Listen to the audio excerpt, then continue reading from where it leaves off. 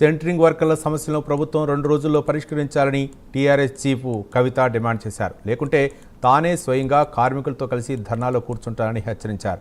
రేవంత్ రెడ్డి అధికారంలోకి వచ్చాక అన్ని వర్గాలు ఆగమవుతున్నాయన్నారు. ఇందిరా పార్క్ ధర్నా చౌక్ వద్ద ధర్నా చేస్తున్న సెంటరింగ్ కార్మికులకు కవిత మద్దతు తెలిపారు.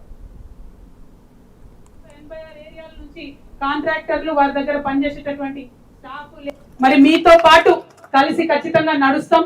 హైదరాబాద్ నగరం నిర్మిస్తున్నటువంటి మీ అందరి జీవితాల్లో వెలుగులు నింపడంలో మీ అడుగులో అడుగునై నేను కూడా నడుస్తానని తెలియజేస్తూ మరి ముఖ్యమంత్రి గారికి ఒకటే ఒక హెచ్చరిక చేస్తా ఉన్నాం. ఇక్కడ నుంచి ఇవాళ ఇక్కడ వచ్చిన వాళ్ళు మొత్తం జిహెచ్ఎంసీలో 86 ఏరియాల నుంచి కాంట్రాక్టర్లు వారి దగ్గర పనిచేసేటటువంటి స్టాఫ్ లేబర్స్ అంతా కూడా వచ్చి ఉన్నారు. మరి మీరు మర్యాద కొద్ది వాళ్ళని ఇలా సాయంత్రం లోపల చర్చలకు పిలవండి. పిలిచి వాళ్ళకు ఉండేటటువంటి అంశాలని పరిష్కరించండి. లేదు కాదు కూడదంటే వాళ్ళు పంతం పట్టి ఏమన్నారు, మాది అయ్యేదాకా మేము కూర్చుంటామన్నారు. ఇవాళ వాళ్ళు ఒక్కరే కూర్చున్నారు. మీకు 2 రోజుల సమయం ఇస్తున్నాం. చర్చలకు పిలవకపోతే వాళ్ళతో నేను కూడా ఇక్కడ వచ్చి కూర్చుంటా. అది ఎన్ని రోజులైనా సరే మమ్మల్ని పిలిచేంత వరకు చర్చలకు సమస్యలు పరిష్కరించేంత వరకు కూర్చుంటాం.